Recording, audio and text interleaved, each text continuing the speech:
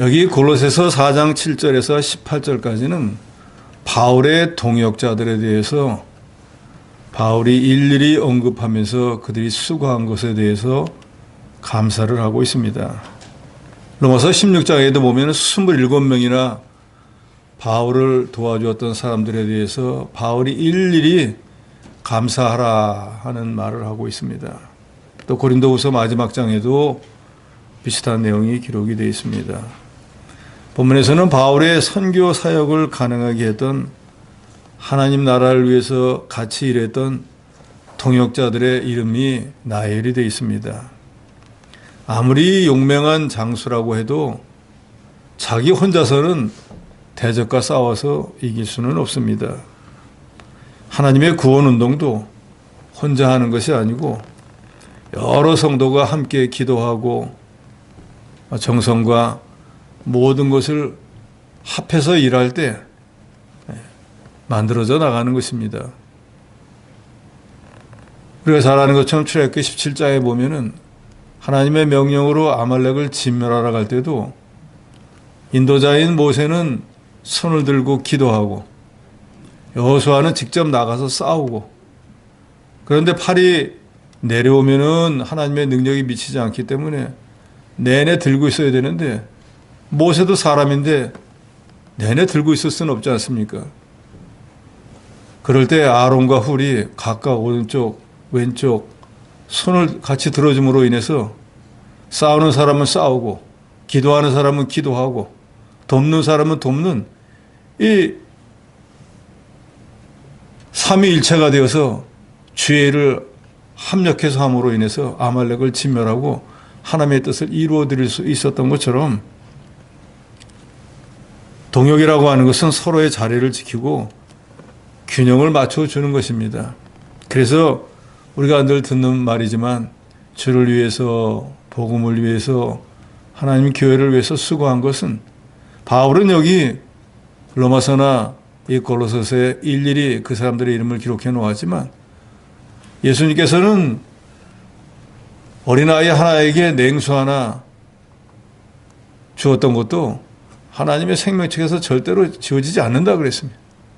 우리도 오늘 여기 본문에 나오는 여러 동역자들을 일일이 상고해 보면서 우리도 하나님의 생명책에 이렇게 주를 위해서, 복음을 위해서, 하나님 나라와 하나님 나라 확장하는 일 위해서 유익을 주고 동역하고 쓰임받는 자로 기록되어야 될 것입니다. 7절에 보면은 두기고가 내 사장을 다 너에게 알려주리니 하고 두기고라고 하는 사람에 대해서 기록을 하고 있습니다. 바울은 지금 이 골로새서 편지를 쓸 때는 로마 감옥에 갇혀 있을 때입니다. 그럴 때 이 두기고라고 하는 사람 편에 이 골로새에 보내는 편지를 전달토록 했습니다. 그래서 두기고가 지금 내가 감옥에 있는 내 사정을 다 너에게 알려주리니 라고 말했습니다. 여기 두기고라고 하는 이 사람의 이름의 뜻은 행운. 그래서 이 두기고는 사도행전 20장 4절, 에베소 6장 21절, 디모데후서 4장 12절, 디도서 3장 12절에 여러 군데에 기록이 되어 있습니다.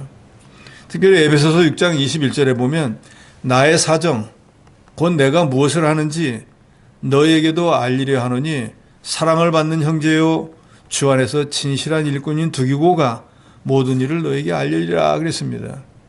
그러니까 에베소 교회에 편지 보낼 때 에베소 교인들한테 지금 내가 뭘 하고 있는지, 어떤 형편에 있는지 이 두기고가 나를 대신해서 편지를 가지고 갈 건데 거기 다 기록해 놓았다 라고 에베소에 편지를 전했던 것도 두기고고, 여기 골로새 교회에 지금 편지를 전하는 것도 역시 두기고였습니다.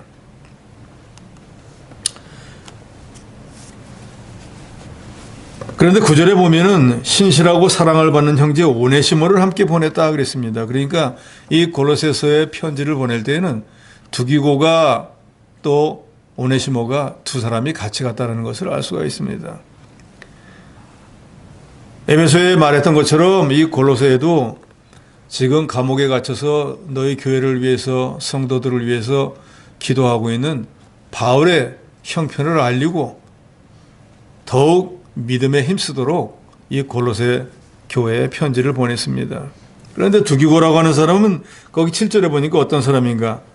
사랑받는 형제요, 신실한 일꾼이요, 주 안에서 함께 종이 된 자라 그랬습니다. 그러니까 바울이 두기고를 특별히 사랑받는 형제라 하고 소개한 이유는 두기고가 바울의 곁에 있으면서 신실하게 섬겼기 때문입니다. 동역자 마음을 잘 헤아리고 유익을 주고 덕을 세울 수 있는 사람은 세상에서도 마찬가지지만 하나님 나라에서도 귀한 일꾼입니다. 두기고는 아주 신실한 일꾼으로서 자기 사명을 감당할 때 거짓이 없었습니다.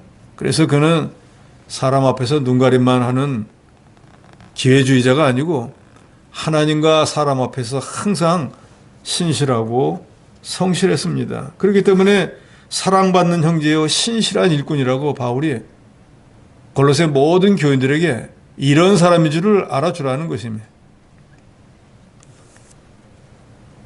이 사람은 사도행전 20장 4절에 보면은 아시아까지 함께 가는 자는 베레아 사람 브로의 아들 소바도와 데살로니가 사람 아리스다고와 세군도와 더베 사람 가이오와 및 디모데와 아시아 사람 두기고와 드로비머라.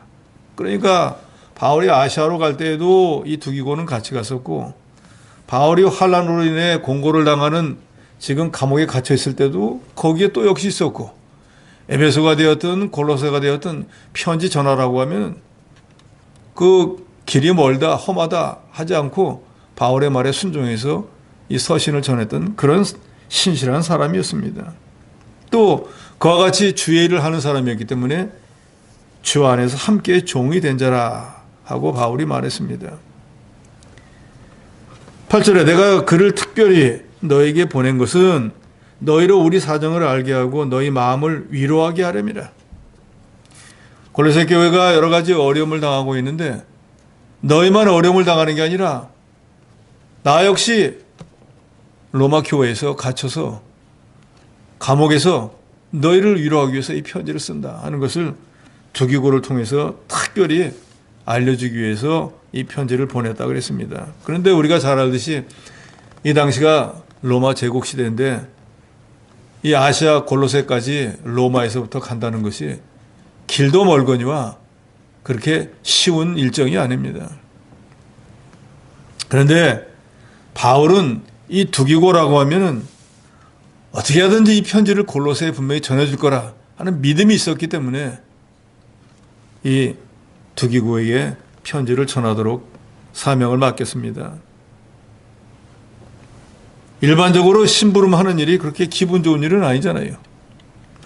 이 사람이든지 아니면 동년배라고 해도 심부름 시키는 거는 더더욱 쉽지가 않는데 손 아랫사람이 손 윗사람을 시키는 건 더 힘들고 그 심부름을 받은 사람은 믿음 없이는 좀 못합니다. 그런데 두기고는 영의 인도자였던 사도 바울이 나이가 많든 적든 하나님의 종이기 때문에 그가 맡긴 사명을 심부름이 되었지만 책임감 있게 잘 감당했습니다. 바울이 왜 여러 사람들이 많이 있는데도 불구하고 이 두기고에게 여러 교회 가는 편지들을 전달했을까? 편지를 전하려면은 사명감이 있어야 되고 책임감도 있어야 되고 또 일도 신속하게 처리해야 됩니다. 또 무엇보다도 바울이 편지를 보내는 의도, 지금 바울이 어떠한 형편에 있는지를 가서 바로 전해 주어야 돼요. 신실하다는 건 뭐예요? 거짓이 없이 정직한 거잖아요. 그런 면에서 두기고는 아주 성실하게 바울이 맡긴 이 사역을 잘 처리했습니다. 오늘날 교회에서도 두기고처럼 사람들에게 그 사람이면 믿고 맡길 수 있겠다 하는 그런 신뢰할 수 있는 일꾼, 믿음으로 목회자와 함께 멍에를 매는 동역자가 필요할 것입니다. 9절에 보면 신실하고 사랑을 받는 형제 오네시모를 함께 보내노니 그는 너에게서 온 사람이라 그들이 여기 일을 다 너에게 알려주리라 그랬습니다. 오네시모라고 하는 사람, 특별히 골로새 교회에 편지를 보낼 때는 두기고와 같이 갔던 사람인데 이 오네시모라고 하는 말의 뜻은 유익하다, 이 사람은 이 지금 편지를 전달하는 이 골로새 교회 출신입니다. 골로새 교회 출신이 아니라 골로새 출신. 그런데 이 사람은 아주 출신이 특별한 사람입니다. 이 사람은 골로새 출신이었는데 골로새에 살고 있던 빌레몬이라고 하는 사람의 종이었습니다. 노예였었다 그 말이에요. 그래서 빌레몬서 1장 10절에 보면 기록이 되어 있습니다. 그런데 빌레몬이라고 하는 주인 밑에 있다가 주인의 재물을 훔쳐가지고 로마로 도망을 쳤다가 거기서 붙잡혀갖고 로마의 옥에 갇히게 되었습니다. 그런데 오히려 그게 전화위복이 되어서 그 로마 옥중에서 바울을 만나가지고 바울의 전도를 받고 예수를 영접하고 새 사람이 된 사람이 바로 이 오네시모였습니다. 그러니까 원래 신부는 종이었다가 도둑질해가지고 감옥에 갇혔다가 예수를 영접하고 주의 일꾼이 된 사람이 바로 오네시모다 그 말이에요. 그래서 이 오네시모는 도망친 종이었고 무익한 종이었고 세상에서 지탄받는 사람이었는데 예수를 믿고 난 뒤에는 이 사람이 변화가 되어서 9절에 신실하고 사랑을 받는 형제가 되었다 그랬어요. 남의 것을 훔치고 자기 사명을 몰랐던 노예가 예수를 믿고 난 뒤에는 하나님 앞에 정직하게 사는 신실한 자가 되고 다른 사람들에게 지탄을 받던 자가 사랑을 받는 자로 변화가 되었다.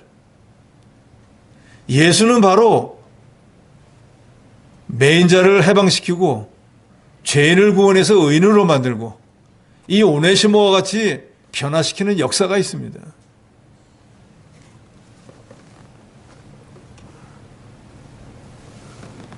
그래서 바울은 이 오네시모를 갇힌 중에서 낳은 아들이라고 부를 정도로 아주 아꼈습니다.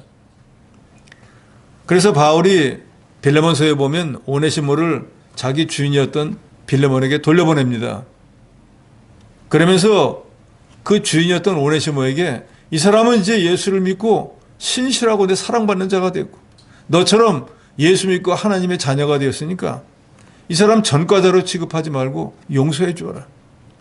그리고 형제로 좀 대우해라 하고 빌레몬서에 보면 빌레몬에게 부탁을 합니다. 그래서 과거에는 노예였고 남의 것을 훔친 도둑이었고 감옥에 갔던 죄인이었던 이 오네시모는 복음을 영접하고 완전히 변화가 되어서 바울의 신복이 되었습니다. 그래서 오네시모가 한 가장 큰 일은 골로새서 또 빌레몬서 편지를 직접 가지고 그 교회에 전했다는 거예요. 그런데 도망친 노예가 빌레몬에게 보내는 편지잖아요. 빌레몬 그 편지 들고 주인에게 간다. 그거는 여차직하면 죽는 길이에요. 이 시대의 종은 주인의 소유물이잖아요. 생사여탈권이 주인에게 있습니다. 바울이 편지로 이 사람이 신실하고 내 사랑받는 자가 되었으니까 과거의 일을 생각하지 말고 용서해 주라고 했지만 빌레몬이 난 그럴 수 없어라고 하면은 그냥 그 사람 뜻대로 되는 거예요. 그런데도 불구하고 빌레몬서에 보면 이 오네시모가 그 편지를 자기 주인에게 전합니다.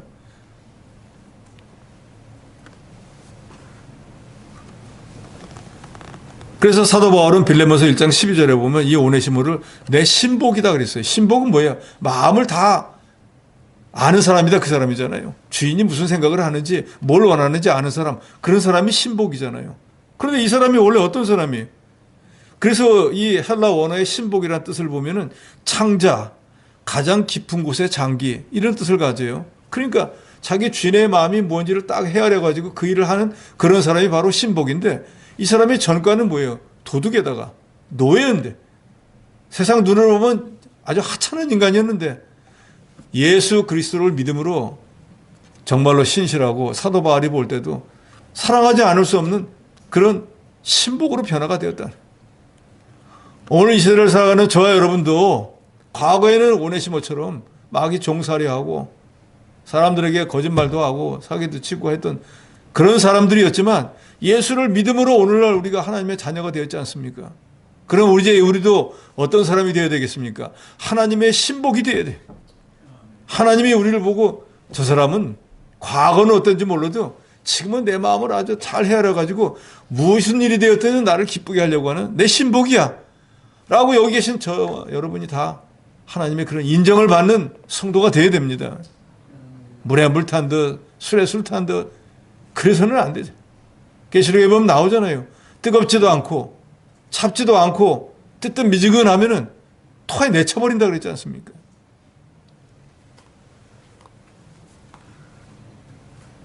복음 안에서 과거의 죄의 신분은 아무것도 아니에요.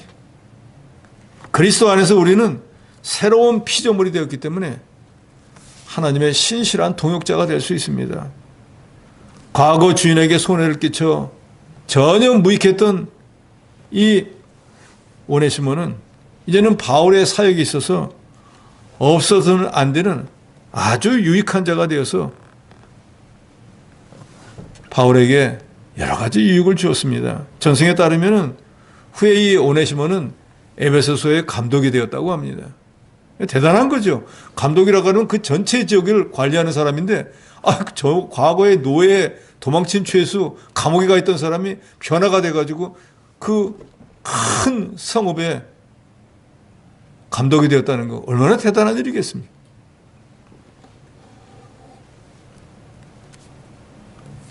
그래서 안디옥의 유명한 감독이고 변증가였던 이그나티우스가 시리아로 호송되어 순교의 길을 가는 중에 에베소의 감독 이 오네시모에게 감사하는 기록의 글이 남아있다고 합니다. 우리 성도는 오네시모처럼 교역자가 내 신복이야 라고 인정하는 인정받는 그런 사람이 되어야 되겠습니다. 10절에 나와 함께 갇힌 아리스다고라고 했습니다. 이 아리스다고로 가는 말의 뜻은 최고의 통치자, 우두머리. 이 사람은 데살로니가 사람으로서 바울이 마지막으로 예루살렘에 올라갈 때 같이 동행했고 로마에 갈 때 같이 갔고 바울과 함께 로마 감옥에도 죄도 없는데 얼마 동안 갇혀 있기도 했습니다. 그러니까 아리스다고는 바울과 함께 동고동락한 동역자였습니다. 선교여행도 같이 하고 일도 같이 하고 옥에도 같이 갇혀 있고 항상 바울 옆에서 동행한 사람이었습니다. 그래서 누가는 이 아리스다고를 가리켜서 바울과 같이 다니는 사람이다 라고 표현을 했습니다. 헬라어 원문에 의하면 같이 다니는 사람이라는 뜻은 함께 여행하는 사람이다 라는 뜻입니다. 이 사람이 선교에 대한 열정이 있었기 때문에 가만히 앉아서 바울 잘 다녀오세요, 이번에도 수고하세요 하고 말만 하는 게 아니라 자기가 직접 같이 다니면서 같은 일을 하고 옆에서 같이 수종도 들고 이 선교했던 그런 사람이 바로 이 아리스다고였습니다. 이 아리스다고가 언제 바울을 알게 되었는가 하는 것은 기록이 별로 없습니다. 그런데 사도행전 19장 29절에 보면 바울을 대적하는 에베소 사람들이 폭동을 일으켜서 바울을 잡아 죽이자가 어우성칠 때 그때 이 아리스다고 때문에 목숨을 건지게 됩니다. 그리고 대신 이 아리스다고가 고난을 당했습니다. 바울은 로마 감옥에서 골로새 교회에 편지를 쓰면서 아리스다고를 가장 먼저 언급합니다. 여기서 나와 함께 갇힌 자라고 소개합니다. 바울과 함께 죄수가 되어 고난을 자처할 만큼 충성스러운 인물이었습니다. 이 사람은 죄진 게 없는데 바울이 감옥에 들어가는데 나는 우리 스승이기 때문에 나도 같이 들어가겠다고 해서 감옥에 들어간 사람이니까 어떻게 보면 세상살에 보면 정신이 이상한 사람. 그리고 이 사람은 원래가 데살로니가 사람이었기 때문에 백인 유럽인이었어요. 사도 바울은 유대인이잖아요.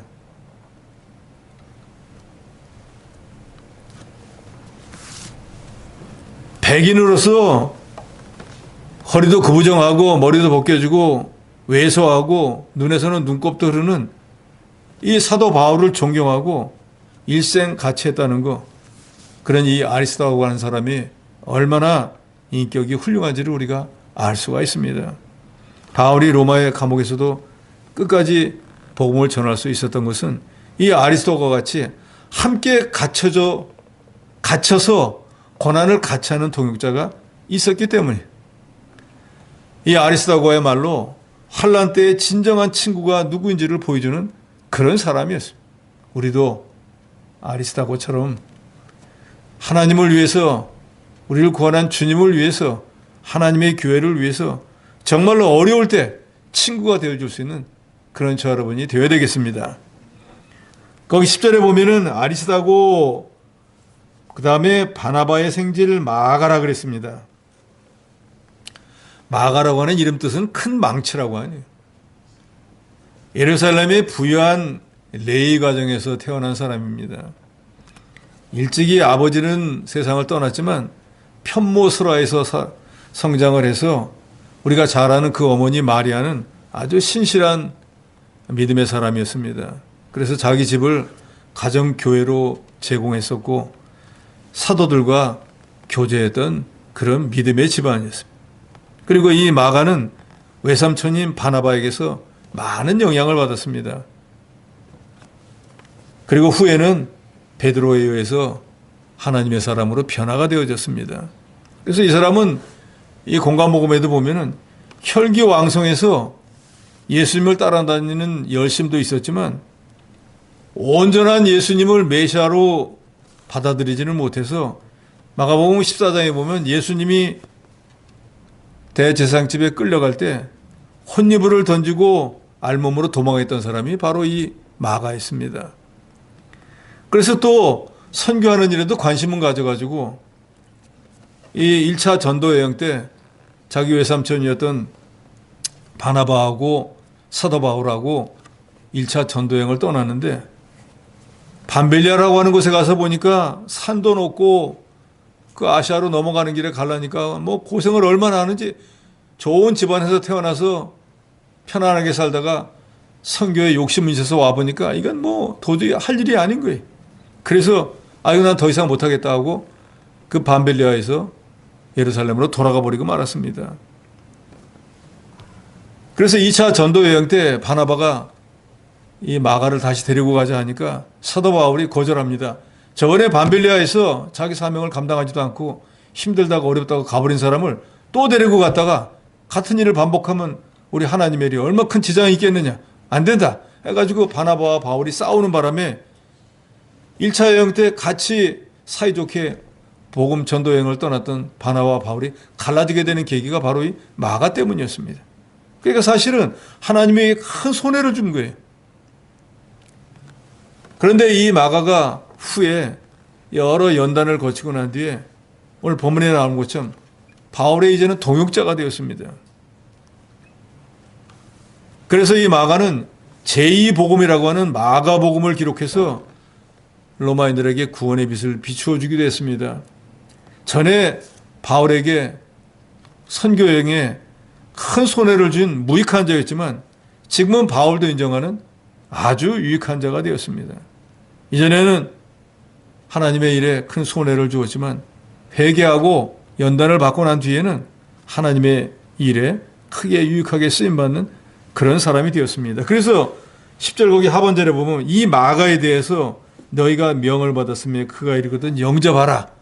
특별히 골로새 교인들에게 마가가 가면은 잘 대접해야 된다 라고 부탁까지 했습니다. 그 말은 너희가 이전에 마가가 무슨 일을 한 줄 알고 옛날 그 전과만 생각하고 이 사람 여전히 그 사람으로 치부하지 말고 이제 내가 보증하는 신뢰할 만한 사람이다 라는 거예요. 우리도 마가처럼 과거의 행위가 어찌했든지 변화되어서 사람들에게 이렇게 인정받는 사람이 되어야 됩니다.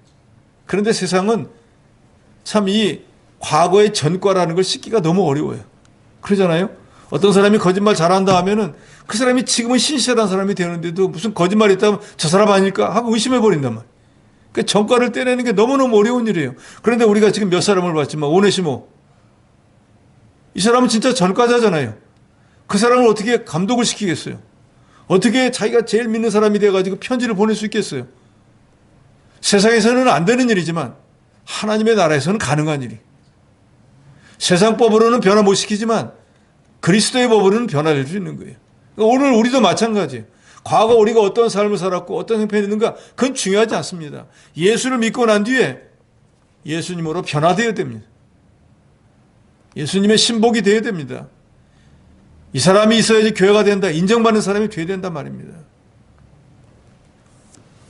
그래서 마가는 우리에게 하나님의 나라에서는 영원한 실패자가 없다는 교훈을 줍니다. 과거에 잘못했다고 할지라도 회개하고 돌이키고 바로 서면 하나님이 인정하는 사람이 된다는 거예요. 그래서 이 마가는 말년에 알렉산드리아, 지금의 이집트죠. 거기에 교회를 세우고 선교 활동을 하다가 거기서 순교한 것으로 전해집니다. 그러니까 처음은 금수저를 물고 나서 어려운 일도 못해 조금만 고난이 닥치면 아이고 나는 이런 일은 내게 안 맞는 것 같아서 물러섰던 사람이지만 후에 연단을 받고 회개하고 돌이키고 난 뒤에는 그 마지막은 어땠습니까? 순교하는 자리까지 나가는 실패자의 삶에서 성공한 사람으로 바뀌었는데 우리들 또한 우리 주 예수 그리스도의 은혜로 구원받은 것을 깨닫고 과거가 어떠했든 우리 주님을 향해서 끊임없이 다른 박질하는 저 여러분이 되어야 되겠습니다. 11절에 유수도라 하는 예수도 너에게 문안하느니라 그랬습니다. 유수도, 유수라고 하는 말이 영어로 보면 justice, 그러니까 의로운 자라는 뜻입니다. 이 사람은 거기 있는 것처럼 그들은 할례파이나 그랬습니다. 그러니까 유수도는 할례당파에 속해 있었습니다. 할례 받아야지만 구원받은 거지 예수 그리스도만으로는 안 된다 하는 할례를 주장하던 사람이었는데 바울이 전하는 복음을 이해하지 못하고 할례도 받아야 된다고 하는 교리를 들먹이면서 바울을 반대하니까 유수도는 그 할례당에서 나와서 바울을 따라간 사람이었습니다. 그렇기 때문에 바울이 전하는 복음이 바른 복음이라는 걸 이 유수도를 통해서도 증빙이 되어졌기 때문에 바울이 복음을 전할 때 아주 큰 유익을 준 사람이 바로 이 유수도였습니다. 당시 많은 유대인들이 바울의 전하는 복음을 반대하고 바울의 선교 방식을 좋아하지 않았는데 이 유수도는 바울이 전하는 것이 맞다라고 하고 바울과 함께 이 복음 전하는 사명을 감당했기 때문에 이 유수도를 통해서 사도 바울이 할례당이나 기타 유대인들에게 복음을 전할 때 많은 유익이 있었습니다. 그래서 바울은 유수도를 하나님 나라를 위하여 함께 일하는 자라 그랬습니다. 거기 11절 중반절에 보면 그들은 할례파이나 이들만은 하나님 나라를 위해서 함께 역사하는 자들이니 이런 사람들이 나의 위로가 되었느니라 그랬습니다.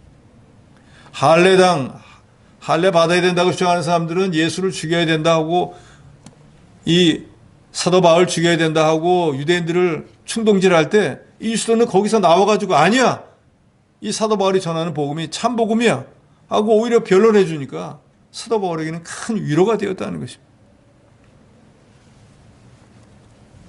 바울과 같이 같은 목표를 가지고 헌신적으로 수동적이 아니라 능동적으로 사역했던 사람이 바로 이 유수도였습니다.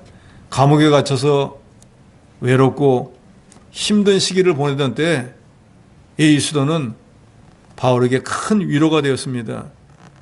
유대인 출신임에도 불구하고 편견이 없이 바울의 이방인 선교를 옆에서 도왔고 바울이 고난 중에 있을 때는 곁을 지키고 실질적인 위로와 힘이 되어준 신실한 동역자.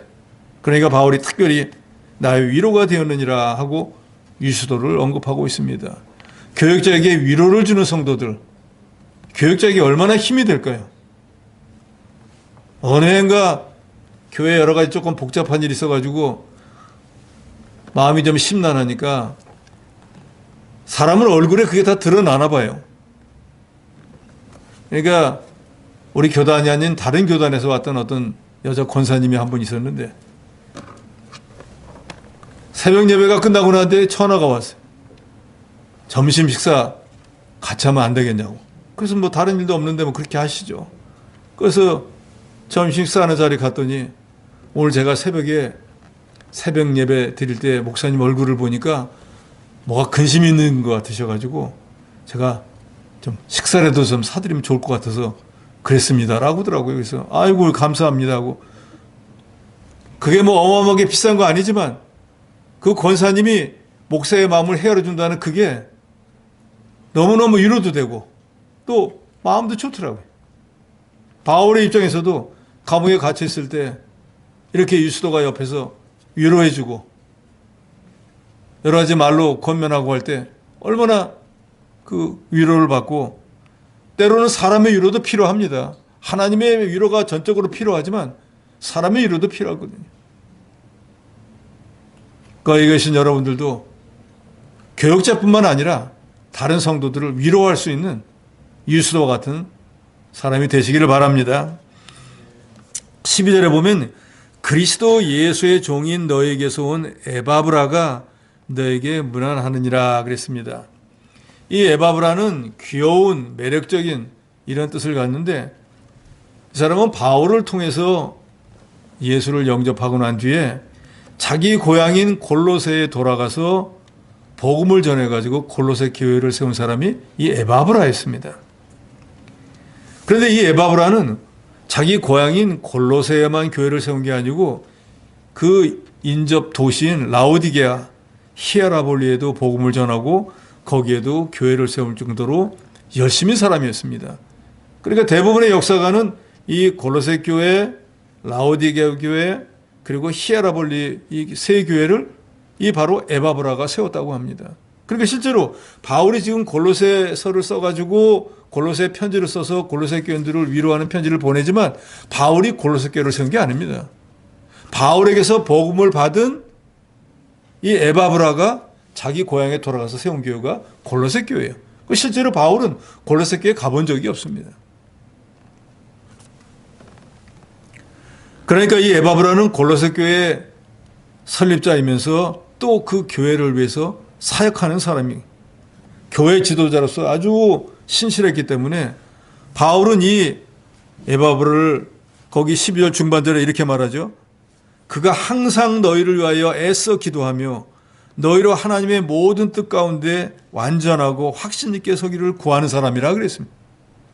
그러니까 이 에바브라가 골로새 교회를 세우고 골로새 교회를 인도하는데 이 에바브라의 이 목회 목적이 뭔가, 늘 성도들을 위해서 기도하고 그 성도들이 하나님의 모든 뜻 가운데 완전하고 확신 있게 서기를, 그런 믿음을 갖는 사람으로 만들려고 무진 애쓰는 사람이 바로 이 에바브라다라는 것을 골로새 이 서를 통해서 골로새 교인들에게 알리는 거예요. 너희를 인도하는 너희 인도자가 어떤 사람인 줄 아느냐? 너희 교회를 세운 사람이고 너희를 위해서 늘 기도하는 사람이고 너희가 믿음에 확실히 있어서 하나님께 인정받는 사람이 되기를 원하는 사람이 바로 지금 너희 교회를 인도하고 있는 에바브라다라는 것을 골로새 교인들에게 알리고 있습니다. 교역자는 말할 것도 없이 성도를 위해서 기도해야죠. 사도행전에 보면은 사도들이 구제 문제로 교회가 어지러워졌을 때 스스로 말하지 않습니까? 우리가 기도하는 일과 가르치는 일, 전도하는 일에만 전무해야 되는데 이거 구제하는 일까지 하다 보니까 일이 복잡하게 되어서, 그래서 이제 교회의 사무를 담당할 수 있는 7 집사를 세우게 되었다 그러잖아요.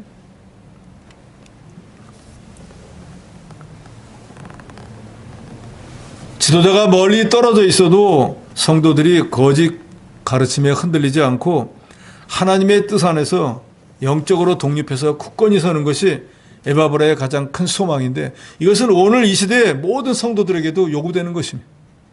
이 어린아이 신앙을 버리고 장성한 신앙을 가져야 돼요. 이단이 와서 뭐라고 한다고 그럴까 하고 휩쓸리는 뿌리 없는 신앙을 가지면 안 돼요. 내가 누구를 위해서, 누구를 영화롭게 위해서, 누구를 기쁘게 위해서 신앙생활을 하는지 확실한 목적을 가져야 됩니다. 영적 독립 개체가 되어야 된다 그 말입니다.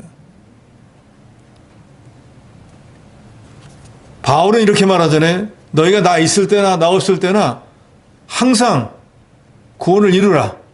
내가 쳐다보고 있으니까 어쩔 수 없이 하고, 내가 멀리 떨어져 있으니까 이제는 그만해도 되겠다는 이런 안이한 신앙을 갖지 말고, 교역자가 보든지 안 보든지 늘 자기 신앙, 자기 자리를 지키는 이런 장성한 신앙에 이르러야 된다는 것입니다. 이 에바브라는 그래서 주장하는 자세로 살지 않고 사도 바울처럼 종으로서의 삶을 살았으며 또 자기 교회를 섬겼습니다. 그래서 빌레몬서 1장 23절에 보면 바울은 이 에바브라를 그리스도 예수 안에서 나와 함께 갇힌 자라고 불렀습니다. 왜 그러냐? 골로새 교회 소식을 전하려고 로마에 와서 바울을 만났다가 바울이 옥중에서 하는 여러 가지 일들을 보고 자발적으로 동참하며 고난을 함께 했었기 때문입니다. 그래서 에바브라는 이미 말씀드렸지만 골로새 교회뿐만이 아니고 라오디게아, 히아라볼리에 있는 성도들을 위해서도 수고를 아끼지 않았습니다. 자기 교회 하는 일만도 힘든데 주변에 두 개 교회를 또 돌보면서 그 성도들을 위해서 늘 기도했던 그런 사람이 바로 이 에바브라였습니다. 그래서 바울은 이 에바브라를 사랑하는 동역자, 그리스도 예수의 종이다 라고 여기 12절에도 분명히 말씀하고 있습니다. 14절에 보면 사랑을 받는 의사 누가 빛을 주는 자, 빛을 비추는 자. 이 사람은 수리아의 안디옥에서 출생한 이방인입니다. 유대인이 아니에요. 바울로부터 전도를 받아서 복음을 영접한 것으로 알려져 있습니다. 그런데 이 사람은 원래가 의사였습니다. 그런데 육신의 질병을 치료하던 의사에서 예수를 영접하고 난 뒤에는 영혼을 치료하는 영의 의사로 변화가 되었습니다. 그래서 그 당시에도 의료 활동을 하면은 돈을 많이 벌 수 있음에도 불구하고 사도 바울을 따라 나서 수종자가 되어서 우리가 잘 아는 누가복음 그리고 사도행전을 쓴 사람이 바로 이 누가입니다. 그래서 바울의 제2차 전도여행 때 동행하면서 바울의 주치의가 되어서 또 친구가 되어서 본격적으로 선교 활동에 참여를 합니다. 우리가 잘 알듯이 바울은 육체의 가시라고 하는 이 눈병이 있었습니다. 그러니까 누가는 자기가 실제로 육신을 고치는 의사였기 때문에 바울이 이 복음 사역을 잘 감당할 수 있도록 옆에서 이 사도 바울의 건강을 돌보아 주었습니다. 그래서 디모데후서 4장 11절에 보면은 누가만 나와 함께 있느니라 한 것을 보면 누가는 옥중에서 바울이 세상을 떠날 때까지 같이 있었던 것으로 추정이 됩니다. 겸손하고 성실한 사람인 누가는 순교할 때까지 같은 고난을 당했는데 진정한 동역자는 상황이 좋을 때뿐만 아니라 모두가 떠나가 아무도 없는 그때에도 끝까지 자리를 지키는 사람이 바로 하나님이 인정하는 신실한 일꾼일 것입니다. 전승에 따르면 주후 100년까지 전도하다가 이 누가도 순교했다고 전해지고 있습니다. 사람들이 다 여러 가지 문제가 많어 다 더 이상 나오기 싫어 하더라도 끝까지 자리를 지키는 사람, 그런 사람이 바로 누가와 같은 성도인데 저와 여러분은 어떤 형편이 되어도 이 하나님의 길을 떠나지 말고 하나님을 떠나지 말고 자기 자리를 지키는 누가와 같은 그런 저와 여러분이 되어야 되겠습니다.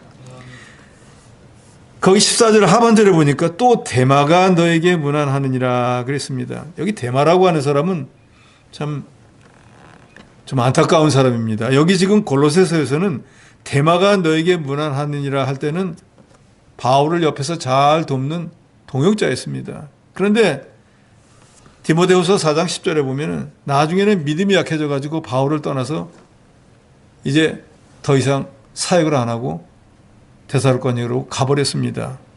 갔는데 왜 갔을까? 바울을 옆에서 좀 같이 하나님의 일을 하다가 보니까 감옥에 갇혀서 얼마큼 있으면 나올 줄 알았는데 나오지를 못하는 거예요. 그러니까 이 사람을 내두고 옆에서 내가 이 일을 해야 되나? 이거 언제까지 이걸 해야 되나? 하는 회의가 들었겠죠. 그래서 주를 위해서 고난받으면 하늘나라에 상급이 많다는 지식은 있었지만 언제까지 내가 고난을 당하고 내가 그 상급을 꼭 받아야 되나? 하는 여러 가지 생각이 있었겠죠. 그래서 나는 주를 위해서 고난받는 것보다 나는 세상에 가서 좀 편하게 사는 게 낫겠다 해서 스승이었던 바울을 떠나서 세상으로 나가버리고 말았습니다.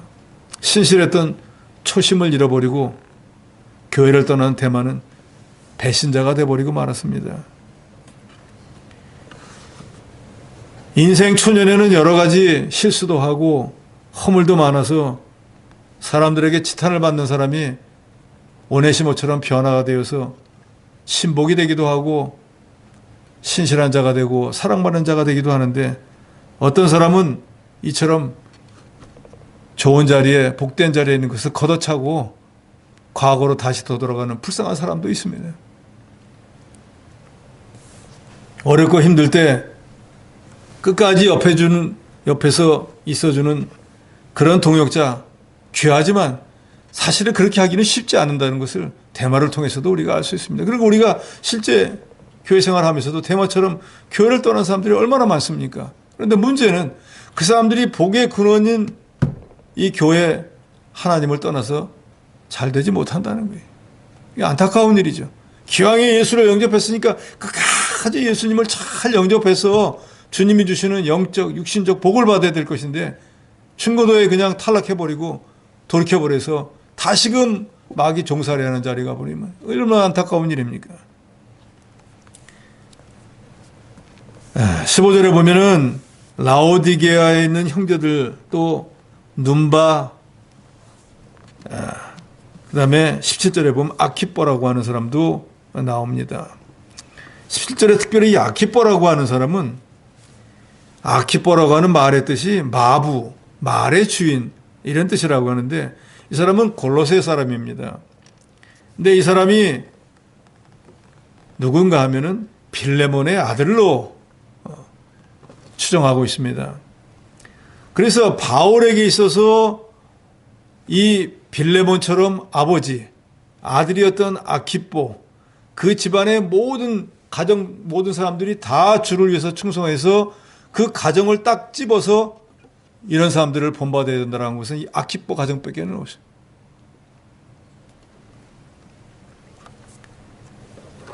빌레몬서에서 바울은 우리의 사랑받는 자여 동역자인 빌레몬과 및 자매 아비아 및 우리와 함께 군사된 아키뽀라고 안부를 묻는데, 여기서 빌레몬은 아버지, 자매 아비아는 어머니, 군사된 아키뽀는 아들을 말합니다.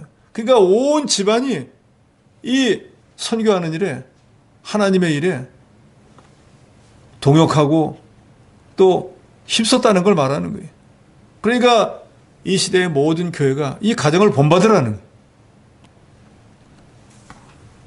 아키뽀 자신도 바울이 여기 분명히 말하지만 주 안에서 받은 직분을 삼가 이루라 그랬습니다. 그리고 함께하는 군사가 되었습니다. 자기 아버지 빌레몬처럼 부모님 못지않게 골로새 교회를 충성스럽게 섬겼습니다. 그래서 정확하지는 않지만 추정하기를 이 사람이 후에 골로새 교회의 장로, 아니면 특수 선교를 위한 복음 전도자, 혹은 골로새 교회의 목사였다라고 신학자들마다 각각 주장을 합니다.